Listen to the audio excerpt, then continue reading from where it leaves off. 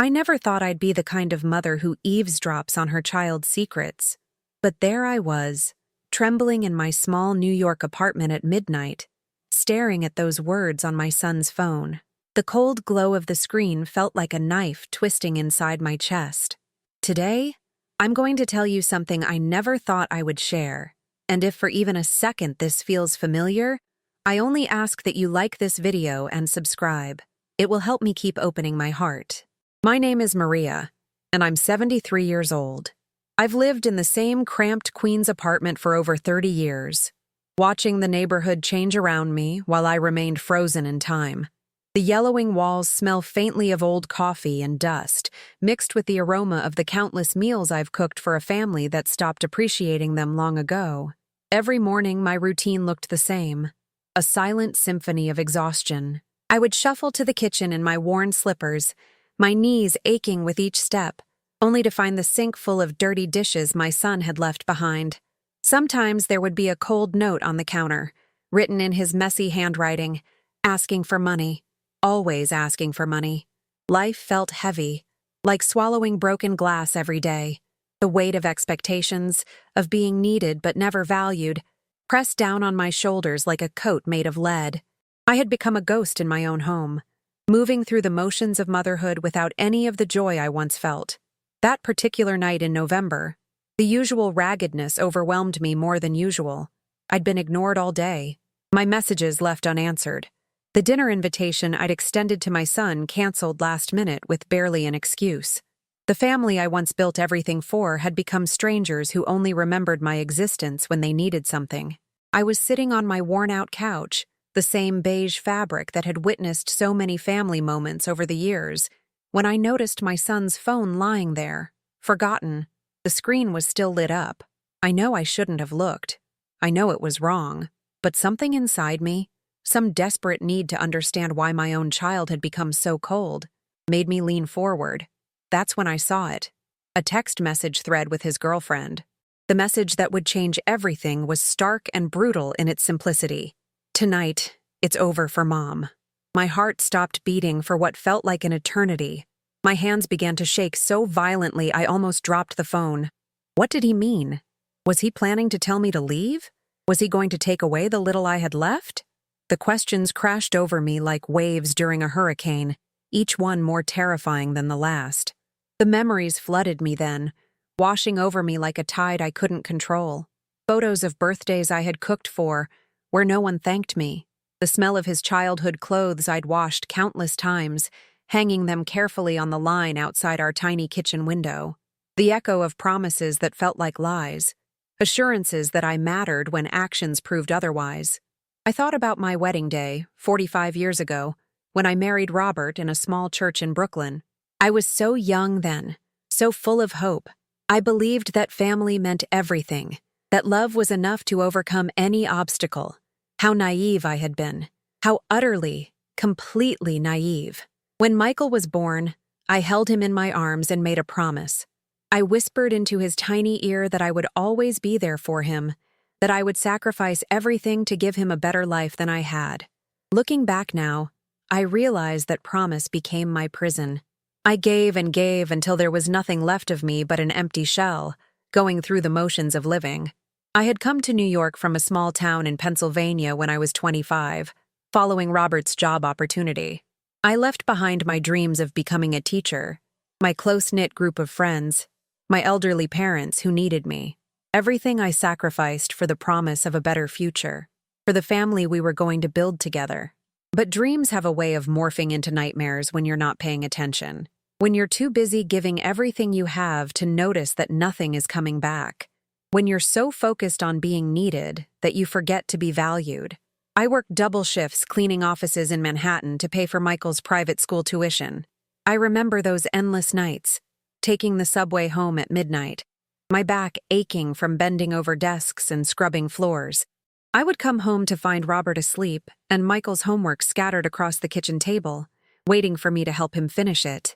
I stayed awake during his childhood illnesses, holding cool washcloths to his fevered forehead, while Robert complained about needing sleep for work. I swallowed countless insults when Michael grew older and started accusing me of being too old-fashioned, of not understanding his generation. I smiled and nodded, believing that love meant accepting everything without question. The financial requests started small, $20 for lunch money, $50 for a school trip, but they grew larger as he grew older, and my ability to say no seemed to shrink with each passing year. By the time he was in college, I was giving him my last savings to help him out of debt, each dollar a stab of hope that this would be the last time, that he would finally appreciate what I was doing. "Mom, can you send me some money again?" became the most common words I heard from him. The tone was always the same, dripping with entitlement, as if my bank account existed solely for his benefit. "I already did last week, sweetie," I would reply quietly, trying to keep the exhaustion out of my voice. There was always silence after that, a cold pause that stretched between us like a chasm, before he would hang up or leave the room. The sound of the door slamming became the soundtrack of our relationship. Bang. Another piece of my heart breaking. I began to doubt myself during those long, sleepless nights. Was I just a bank to them now? A convenience store they could visit whenever they needed something? When had my love become such a burden that my own family could barely stand to be around me? These questions haunted me more with each passing day, growing louder in the silence of my apartment. The pattern became so predictable it was almost comical. Michael would call when his credit card was maxed out, when his rent was due, when he wanted to take his girlfriend somewhere nice. But my birthday? My birthday came and went without so much as a phone call. Christmas morning, I would wake up alone while he spent the holiday with friends, claiming he was too busy to visit. When I got sick with pneumonia last winter, I spent 3 days in the hospital. 3 days of staring at white walls and listening to the beep of machines, wondering if anyone would even notice I was gone. The nurses kept asking about my family, about visitors coming to see me. I made excuses, told them my son was traveling for work, that my husband couldn't get time off. The truth was too humiliating to admit. Michael didn't check on me once. Not a single text asking how I was feeling. Not one "get well soon" message. When I came home, weak and shaky, I found dirty dishes in the sink and a note asking if I could pick up his dry cleaning. The doctor had said I was lucky to recover at my age, that pneumonia was serious business for someone my age. But to my family, I was apparently indestructible, an endless source of energy and resources that would never run dry. That's when I started noticing the other things. The small cruelties that had become so normal, I'd stopped seeing them. How they talked around me at family gatherings as if I wasn't there. How they made plans for holidays without consulting me, then informed me of the arrangements as if I had no choice in the matter. How they borrowed my car, my clothes, my jewelry without asking, returning them dirty or damaged with barely an apology. The discovery that changed everything wasn't the phone message, though that was the final blow. It was finding a crumpled receipt in Michael's jacket pocket when I was doing his laundry. A receipt for an expensive necklace, purchased for his girlfriend Sarah on the same week he told me he couldn't afford to split the cost of my blood pressure medication. $250 for a piece of jewelry for a girl he'd been dating for 6 months, while his mother, who had sacrificed everything for him, was rationing pills to make them last longer. The receipt was dated 2 days after he'd claimed he was broke, 2 days after I'd given him my last $40 for gas money. But it wasn't just the money that hurt. It was the lie. It was the casual way he deceived me, the ease with which he manipulated my love for his own benefit. It was the realization that I had become nothing more than a resource to be exploited, a woman so desperate for her family's attention that she would accept any treatment, no matter how degrading. That night, something inside me finally snapped. Not dramatically, not with screaming or throwing things. It was quieter than that, more devastating. I was making tea, my hands moving through the familiar ritual, when suddenly the cup slipped from my trembling fingers.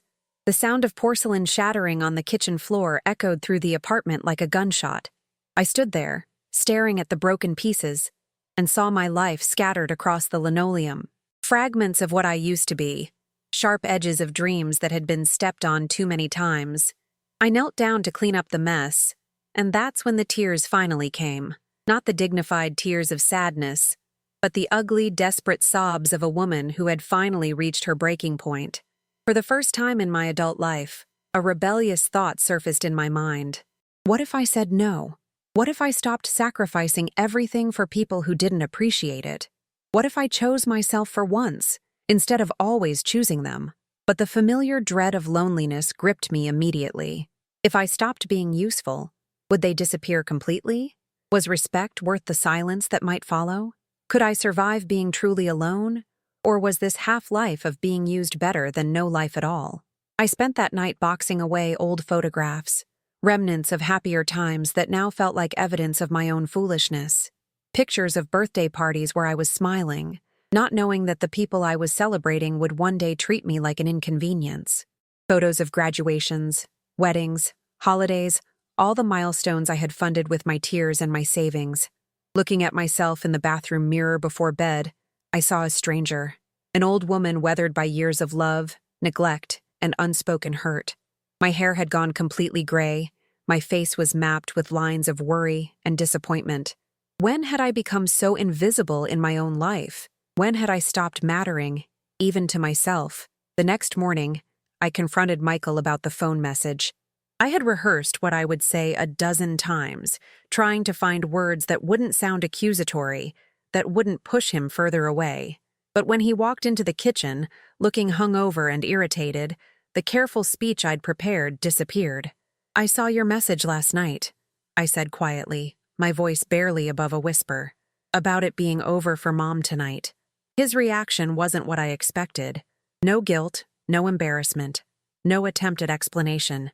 Instead, he looked at me with cold eyes and said, "What are you talking about, Mom? I never said that. You must have misread something." The gaslighting was so immediate, so practiced, that I almost believed him. For a moment, I wondered if I had imagined the whole thing, if my desperate need for attention had made me see things that weren't there. But I knew what I had seen. Those words were burned into my memory. "Michael, I held your phone in my hands. I read the message to Sarah about—" "You went through my phone?" he interrupted, his voice rising with indignation. "That's a violation of my privacy, Mom. That's not normal behavior." And suddenly, I was the villain in my own story. I was the one who had done something wrong, the one who needed to apologize. It was masterful manipulation, the way he turned my hurt into my fault, my discovery of his cruelty into evidence of my instability. My husband Robert emerged from the bedroom, awakened by the raised voices. When I tried to explain what had happened, he brushed off my concerns with a dismissive wave of his hand. "You're imagining things, Maria," he said, not even looking at me as he poured his coffee. "You've been stressed lately. Maybe you should see someone about that." The betrayal from Robert hit harder than Michael's lies. This was the man who had promised to love and cherish me, who had stood by my side in a Brooklyn church and vowed to be my partner through everything. Now, he was dismissing my pain as mental illness, aligning himself with our son against me. My daughter Jennifer, who lived in Manhattan with her investment banker husband, avoided the conversation entirely. When I called her later that day, trying to find someone in my family who would listen, she cut me off before I could finish explaining. "Mom, I don't have time for family drama right now," she said, her voice crisp and professional even when talking to her own mother. "We're closing a big deal this week. Can we talk about this later?" Later never came. It never does when people don't want to hear what you have to say. I was left alone with my hurt, surrounded by a family that had built a wall of indifference around themselves, shutting me out from the life I had created for them. But in that darkness, I found an unexpected glimmer of light. Mrs. Elena Alvarez, my neighbor from across the hall, stopped by that evening with a container of homemade soup. She was a sprightly woman in her 80s who had moved to Queens from Puerto Rico 50 years ago. Unlike my family, she had always seen me, really seen me, as a person worthy of respect and kindness. "I heard voices earlier," she said gently, settling herself at my kitchen table as if she belonged there. "You look like you could use a friend." I broke down completely then, telling her everything. About the phone message, about the years of being taken for granted, about the loneliness that was eating me alive from the inside out. Mrs. Alvarez listened without judgment, holding my hands like a lifeline as I poured out decades of accumulated pain. "I see you, Maria," she said when I finally ran out of words. "You deserve so much better than this. You've spent so many years taking care of everyone else, but who takes care of you? It was such a simple question, but it hit me like a physical blow. Who did take care of me? When was the last time someone had asked what I needed, what I wanted, how I was feeling? When had I become so invisible that even I had forgotten I existed? Mrs. Alvarez had her own story of family difficulties. Her son had moved to California years ago and rarely called. Her daughter lived in Florida and visited maybe once a year. But instead of becoming bitter, she had built her own community, her own support system of neighbors and friends who chose to care about each other. Family isn't just blood, mija, she told me, using the Spanish term of endearment that made my heart warm for the first time in months. Family is whoever shows up for you when you need them. And right now, your blood family isn't showing up. That conversation planted a seed in my mind. For the first time in my adult life, I began to consider the possibility that I had choices, that I didn't have to accept whatever treatment my family decided to give me, that maybe, just maybe, I deserved better. But change is terrifying when you've spent 73 years being the same person, playing the same role. The thought of standing up for myself felt impossible, like trying to swim upstream in a rushing river.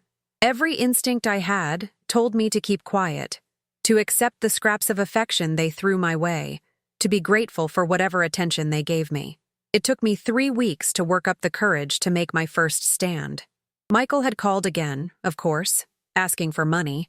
This time it was for a security deposit on a new apartment. He and Sarah had found a place in Brooklyn, and he needed $2,000 to secure it. $2,000. More than my monthly Social Security check. Money I didn't have, that would require me to dip into the small emergency fund I'd been building for years. Money that would leave me eating rice and beans for the next 2 months, rationing everything to make ends meet. In the past, I would have found a way. I would have called the bank, asked about a loan, maybe sold some of my jewelry. I would have made it work because that's what mothers do, right? They sacrifice everything for their children, no matter the cost to themselves. But Mrs. Alvarez's words kept echoing in my mind. Who takes care of you, Maria? Who shows up for you when you need them? I can't do it this time, honey, I said, the words feeling foreign in my mouth. I don't have that kind of money available right now. The silence on the other end of the phone was deafening. Then came the anger, swift and vicious. What do you mean you can't? It's not even that much money, Mom. I know you have savings. This is important to my future. I understand it's important, I said, my voice shaking but somehow staying steady. But I can't afford to give you $2,000 right now. The manipulation came next, as predictable as sunrise. How I was being selfish. How I was sabotaging his relationship with Sarah. How a good mother would find a way to help her son. How disappointed he was in me. How he'd thought he could count on me when it mattered. Every word was designed to make me cave, to rush to my purse and find a way to give him what he wanted. And I almost did. The guilt was overwhelming, the fear that I was failing as a mother, that I was proving his assessment of me correct. But I held firm. For the first time in decades, I said no and meant it. I'm sorry, Michael, but my answer hasn't changed. He hung up on me. The dial tone buzzed in my ear like an accusation, and I sat there holding the phone, wondering if I had just made the biggest mistake of my life. Had I just chosen money over my relationship with my son? Was I becoming one of those bitter old women who put their own needs before their families? But as the hours passed, something unexpected happened. Instead of feeling worse, I felt lighter. Like a weight I'd been carrying for so long I'd forgotten it was there had suddenly been lifted from my shoulders. I slept better that night than I had in months, despite the guilt that kept trying to creep back in. The next day, I did something radical. I took the subway into Manhattan and enrolled in an art class at a community center in the village. It was something I'd wanted to do for 30 years, but had always put off because there was someone else's need that took priority, someone else's dream that was more important than mine. The instructor was a woman about my age named Patricia, who had silver hair and paint-stained fingers and the most genuine smile I'd seen in years. The class was full of people in their 60s and 70s, all of them learning to paint for the first time, or returning to an abandoned passion. It's never too late to start creating, Patricia told us on that first day. Art isn't about perfection. It's about expression. It's about honoring the part of yourself that has something to say. I hadn't realized how much I had to say until I picked up that first paintbrush. Colors poured out of me that I didn't even know I'd been holding back. Blues like the sadness I'd carried for years. Reds like the anger I'd never allowed myself to feel. Yellows like the hope that was just beginning to flicker back to life. That first painting was terrible from a technical standpoint. The proportions were wrong, the perspective was off, the colors clashed in ways that made no artistic sense. But it was mine. For the first time in decades, I had created something that belonged entirely to me. Something that existed because I wanted it to exist, not because someone else needed it from me. I started going to the class twice a week, then 3 times.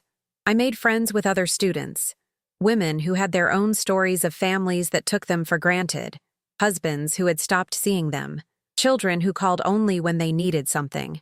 We formed our own little support group, bonding over brushes and canvases and the shared experience of rediscovering ourselves in the second half of our lives. Patricia suggested I see a therapist who specialized in family dynamics and emotional abuse in elderly clients.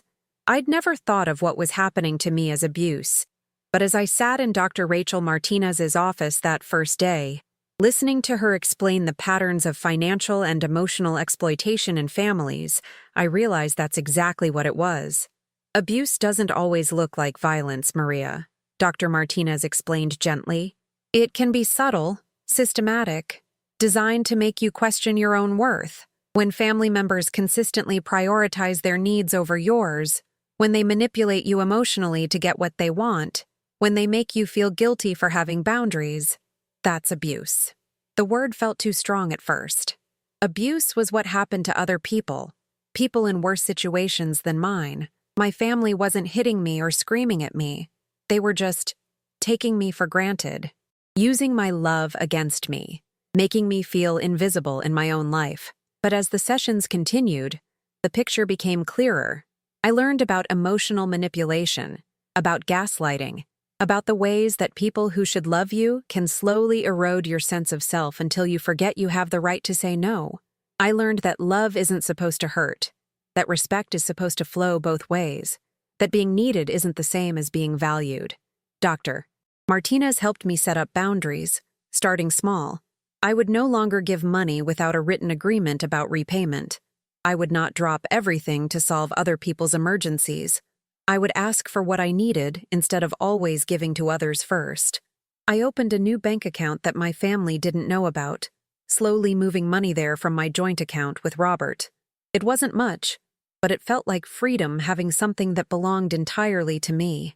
I met with a lawyer about my rights regarding the apartment, about protecting myself financially as I got older. Each step felt monumental, like learning to walk all over again. Every boundary I set came with a wave of guilt, a voice in my head telling me I was being selfish, that good mothers don't put themselves first.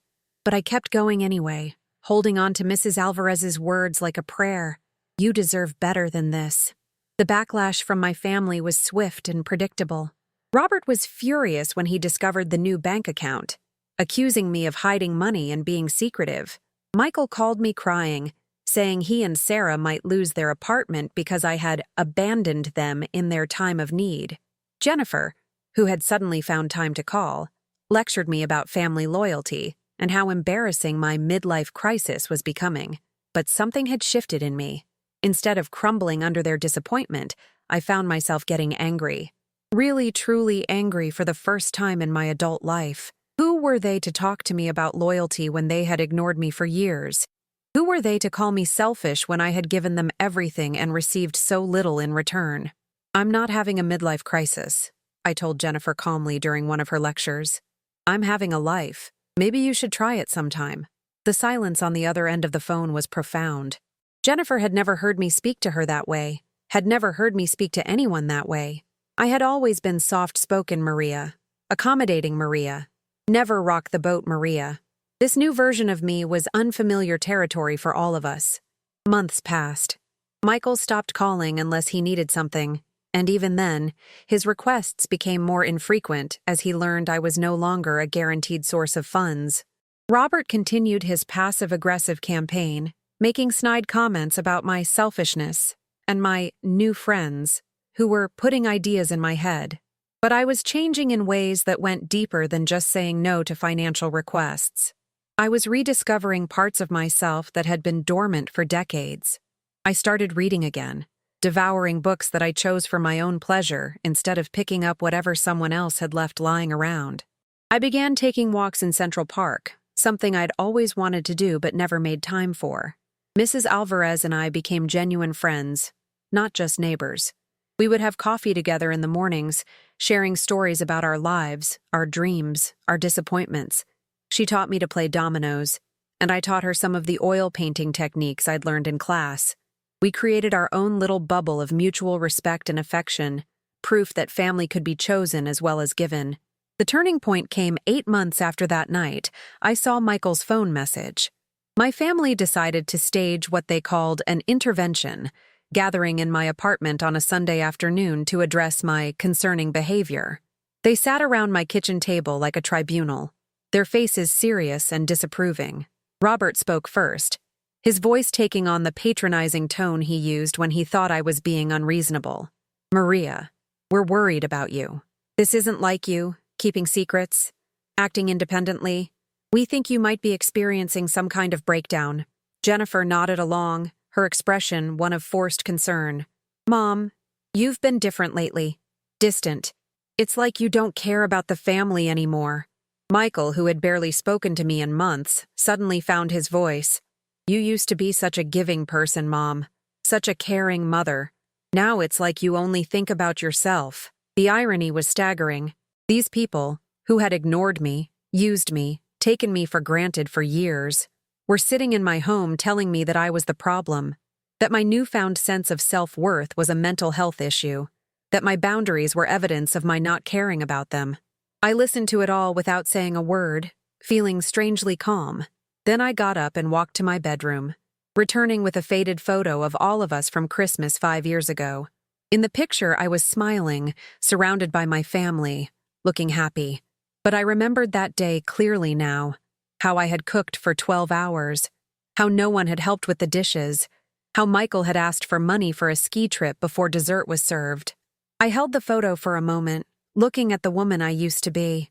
Then, without ceremony, I tore it in half. The sound of ripping paper filled the kitchen like a thunderclap.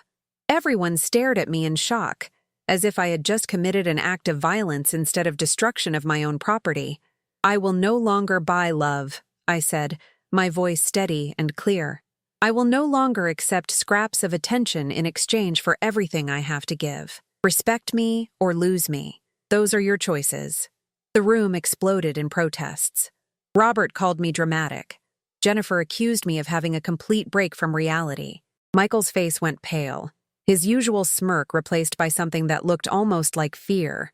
"You can't mean that, Mom," he said, his voice smaller than I'd heard it in years. "We're family. Family is supposed to love each other," I replied. "Not use each other. Not exploit each other. Not take from each other until there's nothing left." They tried to argue with me, to twist my words back around, to make me the villain in the story again. But the words fell flat this time. I had found my voice, and I wasn't going to let them take it away again. "You have 6 months to show me that you want a real relationship with me," I continued. "Not as an ATM or a maid or a babysitter, but as a person worthy of respect. If you can't do that, then we have nothing more to discuss." The ultimatum hung in the air like smoke. They left shortly after, muttering among themselves about my unreasonable demands and my impossible expectations. But I felt lighter than I had in years, as if I had finally exhaled after holding my breath for decades. Just when I thought the worst was behind me, when I was starting to believe that maybe, just maybe, I could build a new kind of relationship with my family, Michael delivered one final blow.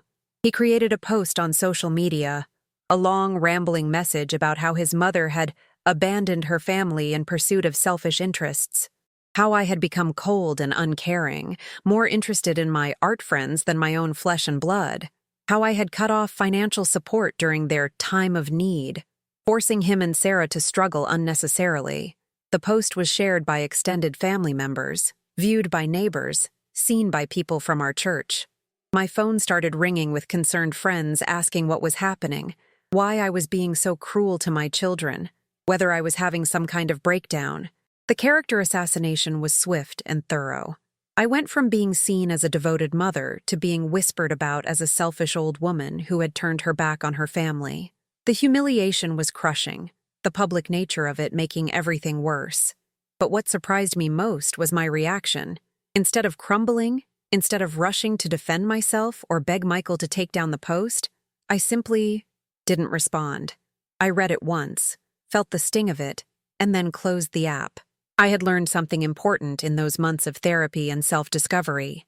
Other people's opinions of me, even when they hurt, were not more important than my own knowledge of the truth. I knew who I was now, knew what I deserved, knew that I was not the villain in this story, no matter how they tried to paint me as one. The damage was real, but so was my growth. I had survived their worst attack, and I was still standing. That felt like victory enough. The real transformation began after that final confrontation. With my family's true nature finally revealed completely, I stopped waiting for them to change and started building the life I actually wanted, instead of the one I thought I was supposed to have. I bought a train ticket to upstate New York, where my childhood friend Dorothy lived in a small cabin surrounded by pine trees and silence. She had divorced her husband 15 years earlier after discovering his affairs, and instead of remarrying, she had chosen to live alone and love it. "Come stay as long as you want," she had said when I called her, desperate to get away from the city and the weight of my family's disapproval. "I've got plenty of space and too much quiet for one person." Those 2 weeks in the mountains changed my perspective on everything. Away from the constant noise and demands of the city, I rediscovered what it felt like to wake up without anxiety, to go to sleep without guilt. I painted landscapes from Dorothy's back porch, capturing the way morning light filtered through the trees like hope made visible. Dorothy and I talked for hours, sharing stories about the marriages we'd endured, the children we'd raised, the dreams we'd deferred. She had her own tales of being taken for granted, of sacrificing everything for people who barely remembered to thank her. But she had broken free 10 years earlier, and now she lived exactly as she pleased. "The secret," she told me one evening as we sat watching the sunset, "is remembering that you don't owe anyone your entire existence. You can love people without disappearing into them. You can care about family without letting them consume you." When I returned to Queens, I felt like a different person. The apartment looked smaller somehow, less important. I had always thought of it as my home, but now I realized it had become more like a prison, a place where I performed the role of the selfless mother and wife without ever questioning whether that's who I wanted to be. I started making changes immediately. I rearranged the furniture, putting my easel and paints in the corner where Robert's old recliner used to sit. I hung my paintings on the walls, replacing family photos with images I had created with my own hands. I bought new bedding in colors I liked, not the neutral tones Robert preferred. Most importantly, I continued my art classes and expanded my social circle. Patricia introduced me to other students, women who had interesting stories and opinions and lives outside of their families. We started meeting for coffee after class, then began taking weekend trips to museums and galleries in Manhattan. I reconnected with Mrs. Alvarez on a deeper level, and she introduced me to other neighbors I'd lived near for years, but never really known. We formed an informal support network, checking on each other during bad weather, sharing meals when someone was sick, celebrating small victories together. For the first time in my adult life, I had friendships that weren't based on what I could give or do for other people. These women liked me for who I was, not for what I could provide. They asked about my paintings, my thoughts, my dreams. They remembered my birthday and brought me soup when I had a cold. They showed up, regularly and reliably, without being asked. The contrast with my family became stark. Here were people who barely knew me treating me with more consideration and respect than my own children ever had. It was simultaneously heartbreaking and liberating, proof that I had settled for so much less than I deserved for so many years. 6 months after my ultimatum, none of my family members had made any effort to change our relationship. No apologies for years of taking me for granted, no acknowledgement that they might have treated me unfairly, no attempts to see me as a person, rather than just a source of resources. Michael had blocked me on social media after I refused to take down my new profile picture, a photo of me standing in front of one of my paintings, smiling genuinely for the first time in years. Robert had moved into the spare bedroom indefinitely, claiming my new attitude made it impossible for him to sleep next to me. Jennifer called occasionally, but only to update me on her life, never asking about mine. The silence hurt initially, but it also brought clarity. I could see now that our relationships had never been based on genuine love or mutual respect. They had been transactional, built on my willingness to give endlessly in exchange for their conditional acceptance. Now that I had stopped giving everything, they had nothing left to say to me. But I was saying plenty. My paintings had improved dramatically, and Patricia encouraged me to enter a local art show for senior citizens. I was nervous about displaying my work publicly, afraid that people would judge it harshly or dismiss it as the hobby of a bored housewife. The night of the show, I stood next to my 3 submitted paintings, watching people examine them with serious expressions. Mrs. Alvarez was there, of course, along with Dorothy, who had driven down from the mountains, and several of my classmates who had become genuine friends. A woman about my age stopped in front of my largest painting, a landscape of the view from Dorothy's porch, with storm clouds breaking apart to reveal sunlight. She studied it for a long time before calling her husband over. "Look at this one, Harold," she said. "Look how she captured that moment when the weather changes, when you know the storm is ending but the sun hasn't fully come out yet. That's exactly what hope looks like, isn't it?" I felt tears welling up in my eyes. This stranger had seen something in my work that I hadn't even realized I had painted. She had understood what I was trying to say without knowing anything about my story or my struggles. That night, I sold 2 paintings and received contact information from a woman who ran a small gallery in Brooklyn. She was interested in featuring local senior artists, and she thought my work would be perfect for an upcoming show focused on themes of transformation and renewal. Driving home with Dorothy, who was staying with me for the weekend, I felt a sense of accomplishment that had nothing to do with anyone else's approval. I had created something beautiful and meaningful entirely on my own, and people had responded to it. I was more than just a mother, more than just a wife. I was an artist, a friend, a whole person with value that existed independent of my relationships. "I'm proud of you, Maria," Dorothy said as we pulled into my neighborhood. "You've become the person you were always meant to be." The months that followed brought continued growth and unexpected opportunities. The gallery show in Brooklyn was a success, leading to more invitations and even a small article in a local arts newspaper. I started teaching informal painting classes for other seniors in my building, sharing the techniques I had learned and the joy I had discovered. Mrs. Alvarez became more than just a friend. She became like the sister I had never had. We traveled together to visit her daughter in Florida, a trip that reminded me what healthy family relationships looked like. Her daughter treated her with respect and affection, asking her opinions, including her in decisions, genuinely enjoying her company. But the most profound change was internal. I woke up each morning without the familiar knot of anxiety in my stomach. I went to bed each night without reviewing all the ways I had failed to please other people that day. I stopped automatically saying yes to every request and started asking what I wanted before considering what others needed from me. My relationship with Robert remained cold and distant, but I no longer felt responsible for fixing it. He had made his choice to prioritize our son's narrative over my feelings, to see my transformation as a threat rather than a positive change. I couldn't control his reaction, but I could control my response to it. I started sleeping better, eating better, taking care of my health in ways I had neglected for years. I made appointments with doctors I had been putting off, updated my will to reflect my new priorities, even considered what I might want to do with the apartment if Robert and I eventually divorced.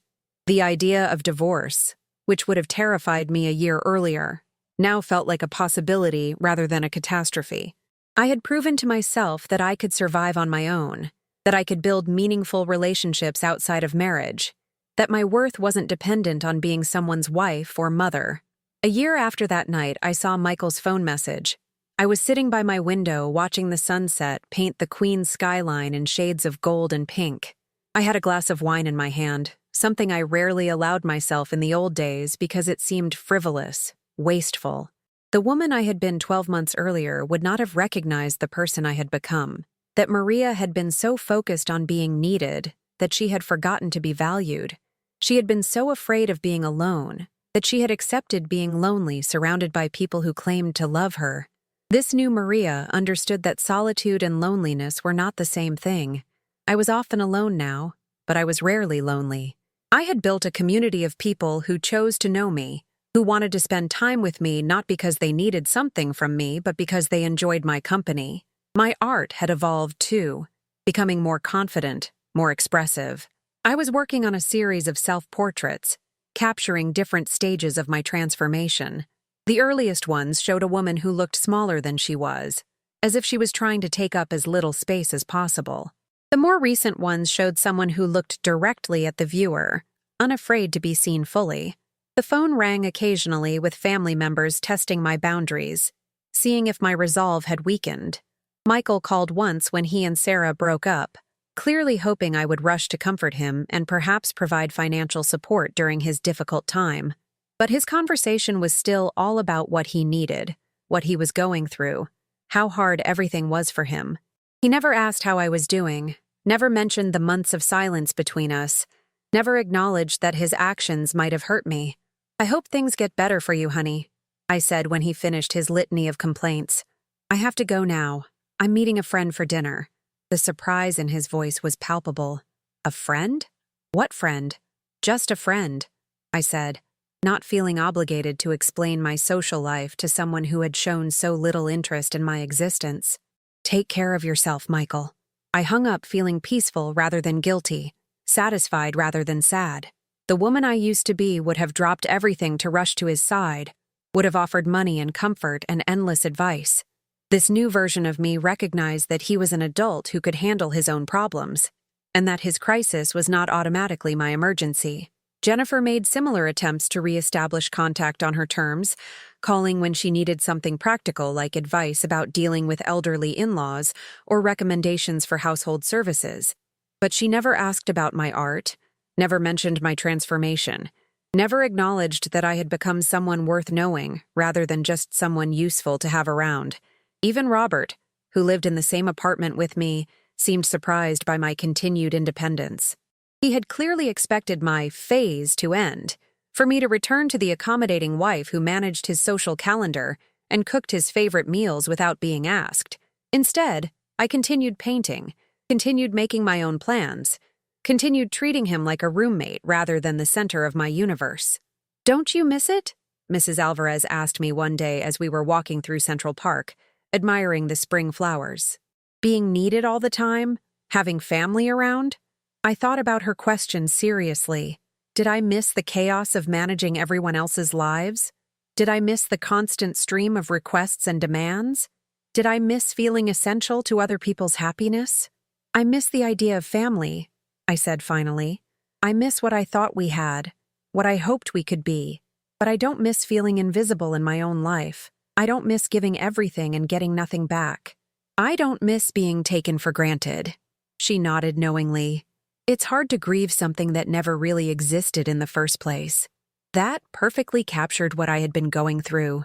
I wasn't mourning the loss of loving relationships.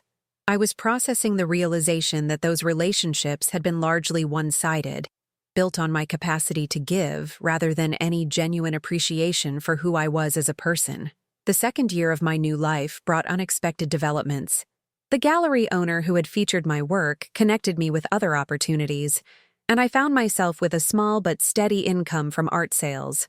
It wasn't enough to live on, but it was mine, earned through my own creativity and effort rather than given to me out of obligation. More importantly, I was invited to mentor other women going through similar family difficulties. Dr.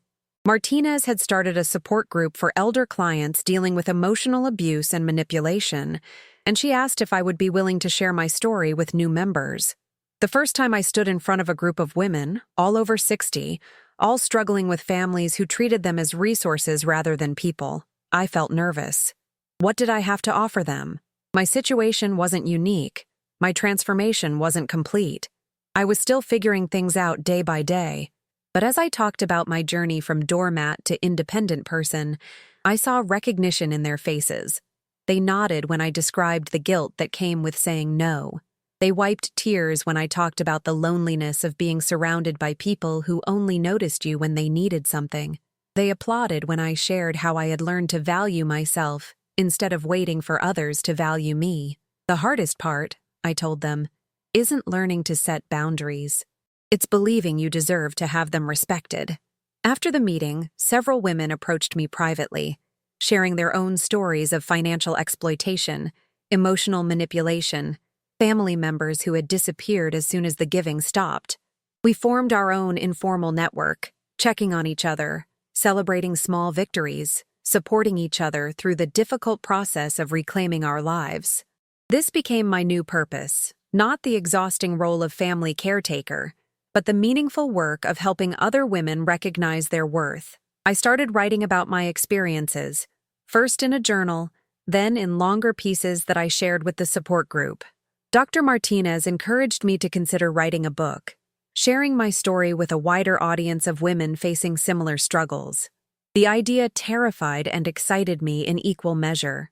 Who was I to think my story mattered enough to fill a whole book? But then, I remembered all the women I had met who thought they were alone in their experiences, who blamed themselves for their family's indifference, who had no model for what it looked like to choose yourself after a lifetime of choosing others. If my words could help even one woman realize she deserved better, then perhaps my pain had served a purpose. Perhaps all those years of being used and taken for granted had led me to this moment, this opportunity to transform my suffering into something useful for others. Over the following months, I began working on what would become my memoir. Writing my story forced me to relive painful memories, but it also helped me understand patterns I hadn't seen while living through them. I could trace the gradual erosion of my self-worth, see how each small compromise had led to larger ones, understand how I had become complicit in my own mistreatment. The women in my support group became my first readers, offering feedback and sharing their own experiences that enriched my understanding of these dynamics. Many of them had similar stories: children who only called when they needed money, spouses who had stopped seeing them as individuals, extended family members who expected endless giving without reciprocation. "Your story gave me permission to be angry," one woman told me after reading an early draft. "I've spent so many years believing that good mothers never say no, that loving wives always put themselves last. Reading about your transformation made me realize I've been living someone else's definition of love." Dorothy became another crucial reader, someone who could provide perspective on my journey from the outside. She helped me understand which details mattered most, which moments captured the universal truth beneath my particular circumstances. "What strikes me most," she said after reading several chapters, "is how clearly you can see now what you couldn't see then. The woman who let Michael manipulate her for money couldn't recognize the patterns that seem so obvious in hindsight. That's what makes recovery so difficult. You have to simultaneously heal from the damage and learn to trust your own perceptions again." James, who had become increasingly important in my life, offered a different perspective entirely. As someone who had loved his wife deeply and treated her with consistent respect, he was shocked by the casual cruelty my family had shown me. "I keep wanting to argue with your story," he told me honestly. "Not because I doubt what you're telling me, but because it's so foreign to how I understand family relationships. When Margaret was sick, taking care of her wasn't a burden. It was privilege. When she died, I lost my best friend, not just my caretaker." His words helped me understand what I had been missing all those years. I had confused being needed with being valued, had mistaken being used for being loved. Real love, I was learning, involved mutual respect, genuine care for each other's well-being, appreciation for the whole person rather than just what they could provide. The book writing process took over a year, but it gave structure to my healing in ways I hadn't expected. Each chapter forced me to examine a different aspect of my transformation, to articulate lessons I was still learning myself. I wrote about the guilt that accompanied every boundary, the fear that came with financial independence, the grief of realizing that the family relationships I had treasured existed mostly in my imagination. But I also wrote about the joy of discovering my artistic abilities, the profound satisfaction of friendships based on mutual respect, the peace that came with sleeping in my own bed without worrying about anyone else's needs or moods. I wrote about Mrs. Alvarez teaching me to make sofrito, about Dorothy showing me how to identify different types of wildflowers, about James holding my hand during a particularly sad movie and not expecting anything in return. These new relationships had taught me what healthy connections looked like. There was give and take, but it flowed naturally rather than being demanded or manipulated. There was support during difficult times, but it was offered freely rather than extracted through guilt. There was genuine interest in each other's lives, thoughts, dreams, fears, not just in what the other person could provide. When my manuscript was complete, Dr. Martinez helped me connect with a small publisher that specialized in memoirs about family recovery and personal transformation. The editing process was challenging, forcing me to be even more honest about my own role in enabling unhealthy dynamics, but it also helped me recognize how far I had come. The day my book was accepted for publication, I called all my chosen family to share the news. Mrs. Alvarez cried with joy, remembering the broken woman who had sobbed at her kitchen table 2 years earlier. Dorothy drove down from the mountains with a bottle of champagne and insisted we celebrate properly. James surprised me with flowers and a card that read, "To Maria, who found her voice and chose to use it beautifully." My biological family's response to the book's publication was predictably mixed. Robert accused me of airing dirty laundry for profit, as if my story belonged to him rather than me. Michael called the book a betrayal and threatened to write his own version of events, though he never followed through. Jennifer hired a lawyer to see if she could prevent distribution, but learned that truth is a defense against defamation claims. The irony wasn't lost on me. The same people who had ignored my voice for decades were now outraged that I was using it to tell my own story. They were more upset about me talking about their behavior than they had ever been about the behavior itself. But the response from readers was overwhelming. Women across the country wrote to thank me for giving them language for experiences they had thought were uniquely shameful. They shared their own stories of financial exploitation, emotional manipulation, families who saw them as resources rather than people. Many said reading my book had given them permission to start setting their own boundaries. "I always thought the problem was that I wasn't giving enough," one reader wrote. "Your book helped me see that the problem was that I was giving everything and they were taking it without ever considering what it cost me." Another woman shared that she had started art classes after reading about my painting journey. "I'm 67 and I picked up a paintbrush for the first time since high school. I'm terrible at it, but I've never been happier." The book launch event at the Brooklyn Gallery where I had first shown my work was standing room only. Many of my support group members were there, along with Mrs. Alvarez, Dorothy, James, and dozens of women I had never met who had found something useful in my story. During the Q&A section, a woman raised her hand and asked the question I had been dreading. "Do you ever regret choosing yourself over your family?" I thought for a long moment before answering. "I didn't choose myself over my family," I said finally. "I chose myself instead of the role they wanted me to play." Real family members would celebrate your growth, not punish you for having boundaries. They would want you to be happy and healthy, not just useful. Another woman asked if I ever hoped for reconciliation with my children.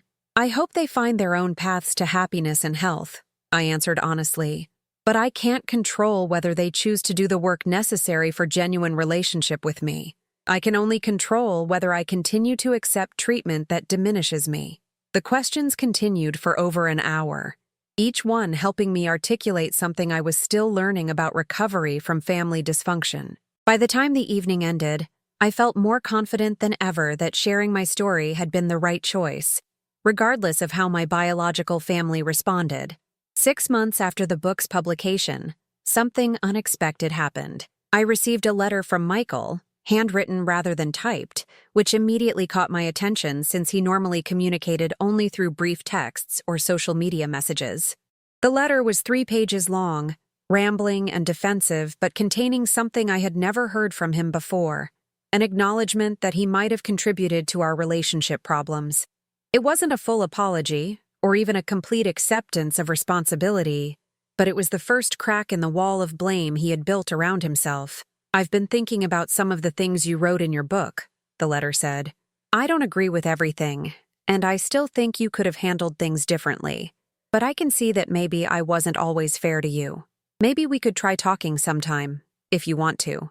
Reading his words, I felt a mixture of hope and wariness.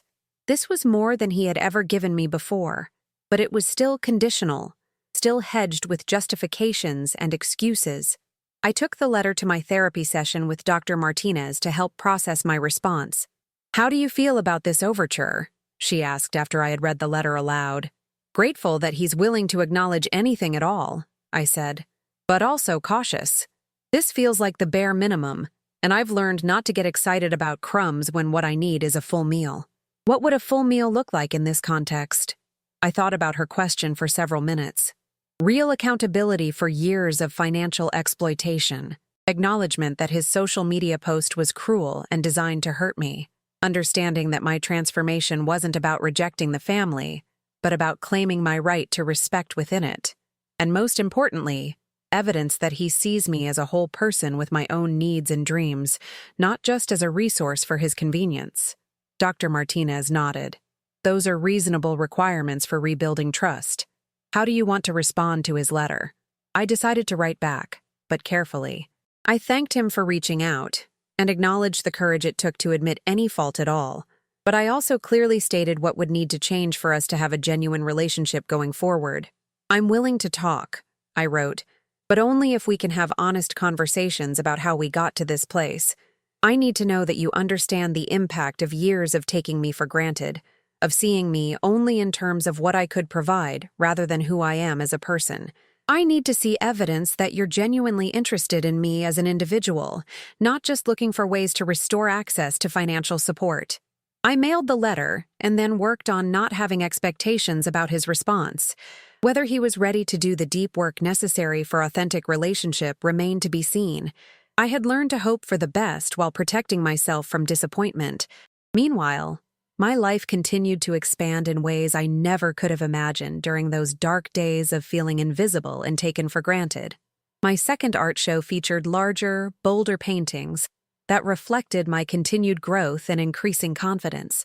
Several pieces sold to collectors who specifically sought out work by older artists who had found their voices later in life. The support group I co-facilitated with Dr.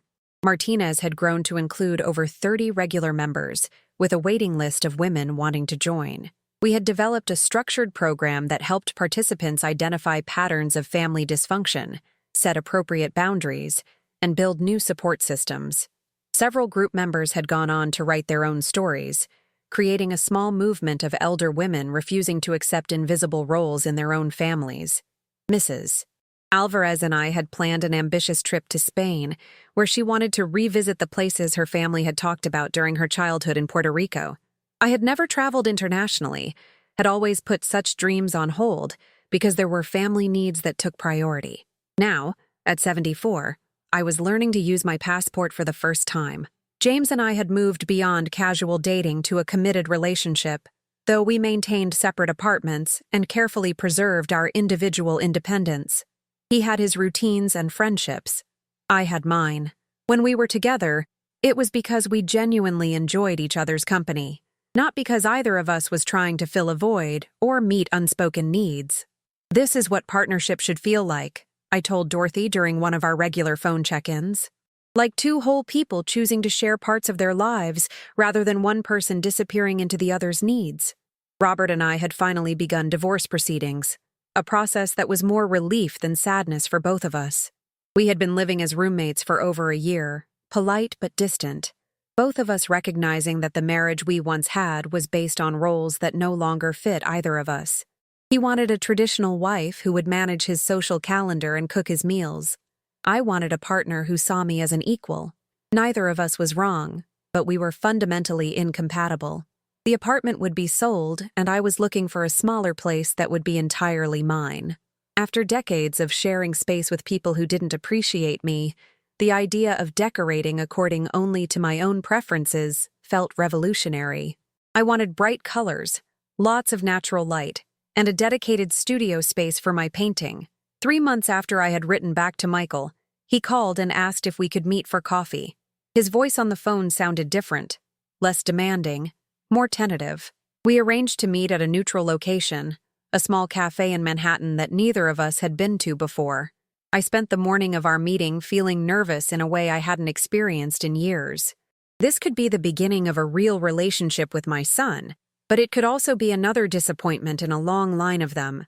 I dressed carefully, choosing clothes that made me feel confident and attractive, rather than trying to look like the self-effacing mother he might expect. Michael was already seated when I arrived, and I was struck by how much older he looked. The casual arrogance that had characterized him for so long seemed diminished, replaced by something that looked almost like vulnerability.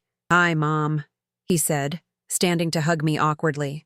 "Thanks for agreeing to meet." We spent the first few minutes making small talk about the weather, the neighborhood, anything except why we were there. Finally, I decided to address the elephant in the room. "I appreciated your letter," I said. "It meant a lot that you were willing to acknowledge that things between us haven't been healthy." He nodded, looking down at his coffee cup. "I've been thinking a lot about what you wrote in your book. Some of it was hard to read, especially the parts about me always asking for money. I guess I never really thought about what that felt like from your side." It wasn't a complete apology, but it was more self-awareness than he had ever shown before. I decided to be honest about my own experience rather than trying to make him feel comfortable. "It felt like you only valued me for what I could provide," I said gently. "Like I only mattered when you needed something. That's a terrible way to feel about your relationship with your child."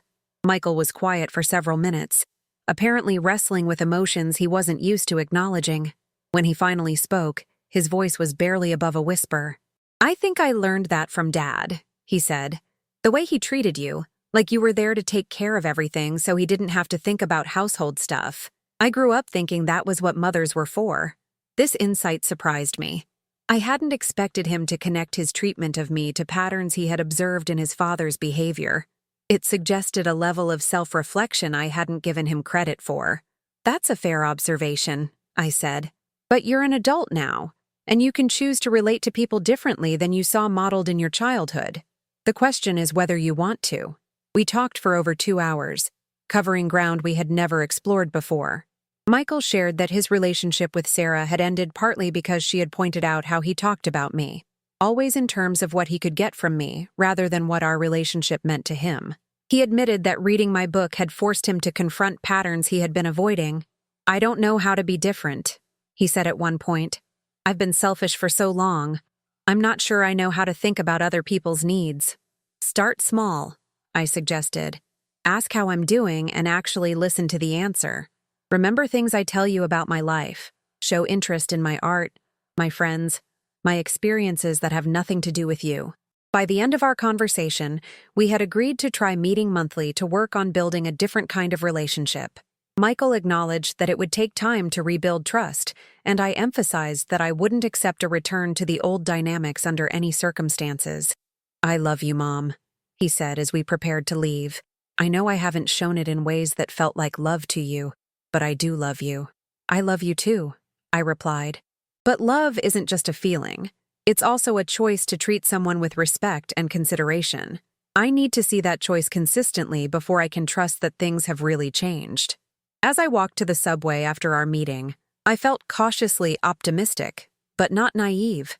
One good conversation didn't erase years of being taken for granted, and I had learned not to get excited about promises until I saw sustained changes in behavior. But it was a beginning, and that felt significant. Over the following months, Michael did make consistent efforts to show interest in my life beyond what he could get from me. He asked about my art, remembered the names of my friends, and called occasionally just to check in rather than because he needed something. It wasn't perfect, old patterns die hard, but it was genuine progress. Jennifer, observing her brother's improved relationship with me, eventually reached out to ask if we could try to rebuild our connection as well. Her approach was more cautious and formal than Michael's, but she seemed genuinely interested in understanding what had gone wrong between us. "I've been successful in my career because I'm good at managing relationships professionally," she said during our first real conversation in years. But I realize I never learned how to have a personal relationship with you that wasn't based on you serving my needs. Robert, perhaps feeling left out of this family reconciliation, made a few half-hearted attempts to repair our relationship as well. But his efforts felt more like attempts to restore his access to domestic services than genuine interest in me as a person.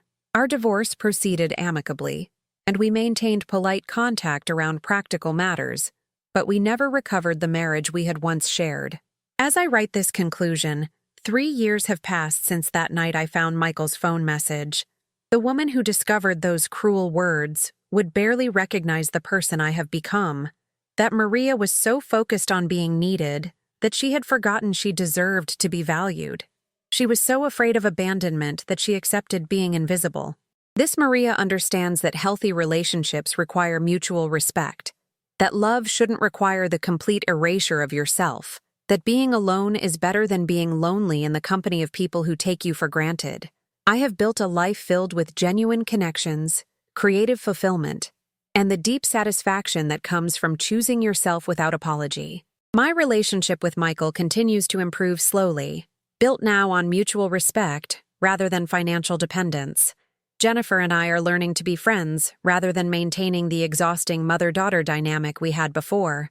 My chosen family, Mrs. Alvarez, Dorothy, James, my support group members, my art community, provides the love and appreciation I once desperately sought from people who were incapable of giving it. The apartment I bought after the divorce is filled with my paintings, decorated in colors I love, organized according to my preferences rather than anyone else's needs.